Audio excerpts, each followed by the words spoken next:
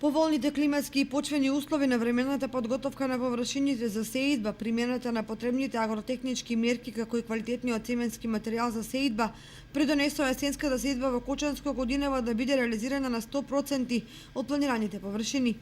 Ова е прв пат по низе години планот целосно да биде реализиран на општо задоволство на индивидуалните земјоделски производители и земјоделските стопанства. Годинава есенската сеидба е реализирана со 100% во однос на планираните. За сеидба беа планирани 6400 хектари, од кои се насејани 6396 хектари неголеми површини се насадени со житни култури, 6196 хектари, од кои пченицата на 3085, ршта на 80 и есенскиот јачмен на површина од 3016 хектари, истакнуваат од подрачната единица на Министерството за земјоделство, шумарство и водостопанство во Кочани. Годинава на полињата во Кочанско се врати и афионот, кој е застапен на површина од 5 хектари.